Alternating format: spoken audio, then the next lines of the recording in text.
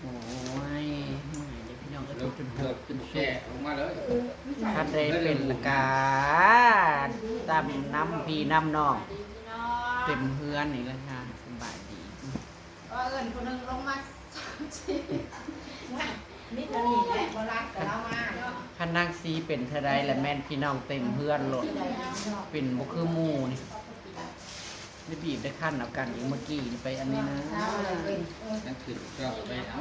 เรื่องการ ไป ตื่น หา แล้ว หมอมากินยาหมอกับ มันมีกระแดดแล้วแม่ก้อนเราจะได้เสือมา ไม่ เลย ก็พูดความเพ่งเอา มันให้ยาบำรุงมามันเลยกินแล้วมันไข้ขึ้นแล้วมันแพ้กับเพาะน้ำเลยได้ตามมอมหมอน้ำบ้านนี่มันฉีดยาให้จังได้ลง หมอแพงใจยาซ้ำกินจะเป็นโยกหมอไข่คือจะชอบโคตร อัตติกับมารช่องเทื่อเลย โอ้ยร้านนัดเลยเพิ่งๆแล้วมานอนขาเลยขาปวดไม่ว่าจะมันมีแนวอื่นใช่ข้อนี้ว่าได้กระได เรื่องของเรื่องก็คือจะไปตรวจเบิ่งเลือดนั่นแหละก็ว่าได้มีหยังก็ดีเบิด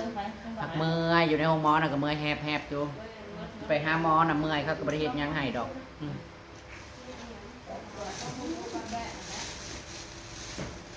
ตรวจเลือดตรวจเงี้ยวรับไตใส่ย่อก็ว่าดีบ่ใครลังใครเลิงหัวจงหัวใจก็ได้เม็ดเลือดแดงเม็ดเลือดดำเม็ดเลือดขาว ดีเมื่ออยู่ หักดีหักเมื่อย ไข่เงามันคือแต่มีตัวซองมันเสียนเองเพิ่นก็มันตื่นด้วยกัน มันบอกแห้งๆคือแพงละว่านั่นแหละ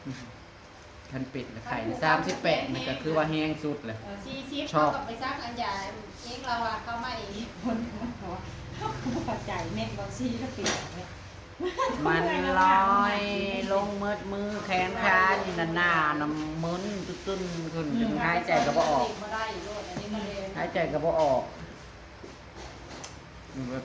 คือไข่คือจะคือไข่ข้าวแตกๆนี่หนาวสั่นยกเขา น้าโทรมาซ่อนในซองไปจังเมื่อวิทย์นั่นเลยยุดเซ็ต กิน ตัวย านักโรคไปกับท่านในหอดชั่วโมงนะ ไปมาในตลาดนะเนาะเอาไปไทยงานบอกว่ามันบุตรีสอนนั่นมันมากกว่าทำยกขึ้น โอ้ยโคราชต่ำอันนี้นะ นั่นเนาะเนาะขึ้นตก โอ้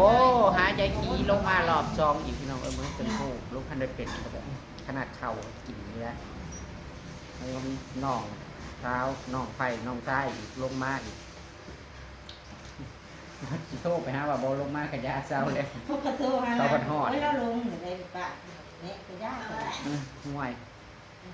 อาร์ตี้ลี่โอยายนี่และมอบคันทำไมคัน เป็นบ่อาดเลยเราอ่านมาดินั่นเรามีแต่มาคันเอากันยังไงก็ได้มีมายามมัน คันนางซีเป็ดกระต่างหมูรถ ผู้พ่อดูกับว่าชิ้นอยู่เย็นเป็นก็ตกใจพี่น้องเอ้ยเนี่ยเราก็มันไล่เทือไล่ทีเดี๋ยวงานเก็ตเราไปตกใจ ขึ้นแล้วก็ขึ้นชักกันนะมันแผ่กระเพาะยานะมันแผ่ ว่าจะว่ามันจะดูดีดีดีก็มัน เออ หยาบมันจะโลงนะ อิ่ม บ่จักบ่เข้าใจคันไปหาหมอนั่นนี่แหละจังแค่พี่น้องเอ้ยไปหาหมอโรงพยาบาลแล้วค่อยแค่นั่นนี่แหละยามาน่ะกินยาลงหมอนี่บ่เคยถือจักเทื่อคือทางลาวบ่เคยถือจักเทื่อ เห็นมีกระเพาะส้มกิน กินยาห้องน้อแห้งปิดกระเพาะ เขาจัดให้ได้ไปอาม่าแหละคือแถวบ้านเนี่ยเขาเจ้าเคยจัดยาให้เนี่ยมันเขาเจ้าฮู้เด้ เจ็บแอวกูน่ะเดี๋ยวมึงขี่รถมา โคราชสิกินจังได๋ ไม่ทราบเลยอันนี้บอก เขาโทรหามันว่าบ่ต้องมาอีแล้วก็ว่า อ๋อน่าไม่กระขึ้นแหละจะมีโง่เมื่ออยู่แล้วใครแล้วยังจะมีกี่ปีนอนถึงโง่ นี่คือก็ยังนอน โทรมาบอก อยากได้ยังจัก เก็บได้ ปฏิกันมาตั้งแต่ผู้พี่น้องตั้งแต่ไปหาหม บ อก กล้วยบอกกินเลยคนบอกกล้วยนี่สิกิน จ้า กินแล้วแหละได้ผลกับโมมิ เอา เซ่ ซื้อมาฝากเด้อมันบ่มักกินส้ม เรียกว่าให้พ่อใหญ่แล้วกินบูซ่าเลยกันนี่ก็กินไปได้พ่อใหญ่แล้วเขาเพิ่ม จะกล้วยกล้วย เออ อย่า นี่เอาไปกินยาบำรุงก็มีนี่นะ ยายกันไปกินหมอย าเวียดพี่น้องเอ้ยโรงพยาบาลเวีย ก็ ด ดีอยู่เพื่อมาให้คนกินมาน่าจะออกอีกเดือนดไอ้ใบตะกอนมันเทิงเลยออกอีก เราเอ็กซโลเอ็กซเรย์ก็จะมี อาการมันห่อนมันจะออกหลุมนั่นน่ะหากคอยซื้อยามันกินแช่มันกินได้เลยดู คนปวดเบิ่งจะเป็นดอกเป็นภาษาเวียดยาโอ้โมเมนตั้งคันหรือบ่นี่นะ มันเป็นแผลซามไปก่อนเลยนะ เฉพาะจะมองมือ ให้มันทันเกินนะแต่เท่าหลักพัน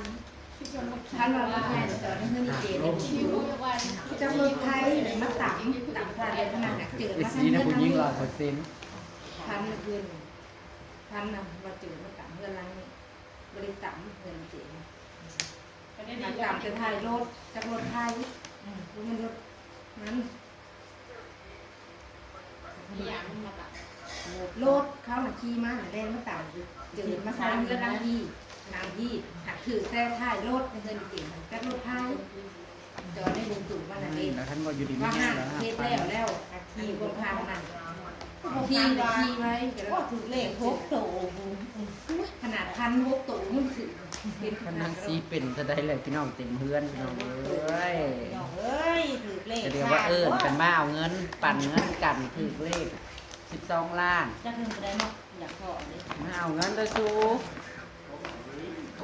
ซื้ออยู่แม่นใบหนึ่ง ค่อยผู้ซื้ออยู่นู้นคือบ่ถือขายแห้งจังโอ้ยอาทิตย์ก็ได้ชื่อว่าในเด็กโตนะ มืออื่น ภาษาคือเลข เกินหนึ่งนะชื่อจะมันแซนขาย ก็เต็มเพิ่ม โอ้ละหาพันคนก็ซื้อมันคือบ่ออกไอ้นี่ ไม่ มัน ได้ปวดข้างทุกงาน ได้ได้ มันออกมือนี่ โอ้ยอันคานอยากอยาก เพราะว่าอย่าจะบอก อะไรอย่างใช้ดี นี่มันอะไรอยู่มึงขาลายอยู่นะจะโดดเจ้าเ เฮ็ดอ๋อ มันออกได้มันหาหายถึงลายนิดนึงเฮ็ดมดนิด มัน มันมือละมันลายกันได้มันลายบ่ลาย ว่าชีเศร้าหย่อนหมอแพ้ใบเศร้าหย่อนหมอเหวียดได้ เส้นเอ็นมันกับพูดแล้วขนาดคอยรีดลงคอยรีด ลึกคอนกันม่วงแล้วเถอะ โอ้ยนี่ก็ครอบจะไปตรวจนี่เลยจะไปตรวจเลือด แต่ แล้ว ว่าเมื่อยขี่รถแต่ก็พอแห้ง ถ้าว่ามันเมื่อยขี่รถน่ะบดหนึ่งล่ะ เทคเคที่รถยังดอกอันนี้เนาะที่เครื่องบิน แล้วไปในร้านแล้วก็ขี่บ่ได้แห้งแล้วขี่ค่อย บ่รถนี่ดีนะ รถ เครื่องมาแล้วเลยบ่คุ้มเลยเพราะว่า พอจากลงมาจากรถผลเพราะมันเมื่อยมันผุนหนาโอ้ เราไปหาอยู่นครนั่นแล้วว่าเราเฮ็ดปวดมันก็หมอ อันแก่ เราเฮ็ดปวดมันก็เลย แต่คอยบอกนี่แหละคนเฮาเนาะ นี่เอาไส้ แค่กับไข่มันขึ้นเทื่อก็ยังงงไปเห็นอากาศเต็มเลยเนาะถ้าหาแล้วอยู่ ลู ลู ก ก ไปรถมันต้องบิดมันได้มันปวดมันตื่นมันย่านออกดีได้ให้ทางต่อข้างในอยู่ ตามหมอเห็นแน่ขั้นอยู่กันตามหมอ เจ้าค่ะคือว่าเป็นอะไรเศร้าแล้วก็ยังว่าเจ้าคิวค่ะ แต่แน่หิ้วคาราคือน้องไข่ที่ไข่แต่ไข่เป็นอะไรเนี่ยไข่จากชาวบ้านขายบ่คือโม อะไรได้ไปแพงเรามาฉีดยาให้แล้วมันโยกลงมันนั่นรถตัว คือมีใส่เจ็ด สีแต่เราคนอ่อนแอไปดอกปืนกับไข่อยู่ดอกไปน้องให้กับไข่ยุ่งมันไข่คือกันผู้นี้นะคันไข่เจ้าก็จะให้ไข่โลดไข่จน สา สั้น มารถนี่ เจ็บปวด ไข่ย่างขนาดไข่ย่าง อันเช่นเย็นแล้วก็ตุกว่าตื่นยุคเฮาเซ็ตโตให้แล้วก็นก เออ ก็เพราะเป็นกาอย่างกิโลอันนี้ใบหยอกใบหยอก ถ้ากับพ่อขึ้นกับบริสุทธิ์ได้ละเป็นกินเขา มันให้หลังแต่นั่น เล่นไม่ได้จังหวะหลวงอยู่แล้วแหละ เรียนเลยลง เล่นล้มเพราะว่าหญ้าไม่มีแล้วมีน้ำ แต่แค้นใช่ค่อยได้ป่าเมื่อต้องแรงโอ้ย เพ่งกับจ้อยนะ กินยังมา นะ ผูกแค้นหายป่า เด็กของเบิ่ง พี่ยังอะไรย่อยย่าง กิน หญ้าเลยนะ แล้วเสื้อ นี่น้อยอะไรเบ๊บฮะ โอ้ เขี้ยวไป เลื่อนเลื่อนเลื่อนเลื่อน เบ็ดดีนะเบ็ด เบสบอก เบ็ดเลยอย่างชื่อเล็ก ถ้ากินตัวที่เป็นคนละ ว่าเลยพิษ เม็ดก็ใส่ ของมาผู้บกอแฉะเรื่อย มันก็หิวเนาะกินข้าวแล้วบ่ผู้หลานผู้หลานกินข้าวบ่